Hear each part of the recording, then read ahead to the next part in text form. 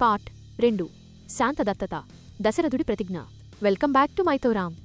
నేను మీ లవ్లీ సీత. మనం పోయిన ఎపిసోడ్లో శాంత పుట్టుక గురించి తెలుసుకున్నాం కదా. దశరథుడు తన కూతురిని ఎంతలా ప్రేమించేవాడో చూశాం. మరి అంత ఇష్టమైన కూతురిని ఆయన ఎందుకు దత్తత ఇచ్చేశాడు?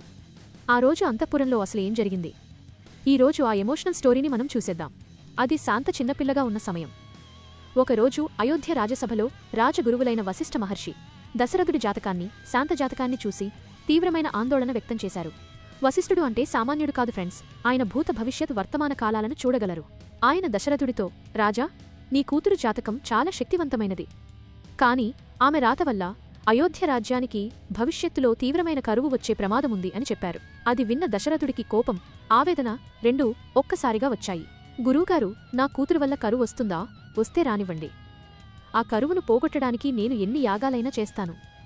అవసరమైతే ముల్లోకాలను జయించి ఆ దేవేంద్రుడి సింహాసనాన్ని తెచ్చి నా రాజ్యంలో వేసుకుంటానే తప్ప నా బిడ్డను మాత్రం వదులుకోను అని అన్నాడు. అప్పుడు వశిష్ఠుడు చిరునవ్వుతో, దశరథ, నువ్వు సామాన్యుడివి కాదు, నాకు తెలుసు. దేవలోకానికి దండెత్తి వచ్చిన శంబరాసురుడు అనే భయంకరమైన రాక్షసుణ్ణి సంహరించి సాక్షాత్తు దేవేంద్రుడికే సహాయం చేసిన వీరుడివి నువ్వు. నీ శక్తి నాకు తెలుసు. కాని నీ అహంకారం, ఈ విధి ఆడించే నాటకం వల్ల ప్రకృతి నీ దగ్గర నుండి నీ కుమార్తెను దూరం చేస్తుంది. ఇది రాసిపెట్టి ఉంది అని చెప్పి అక్కడ్నుంచి వెళ్ళిపోయారు.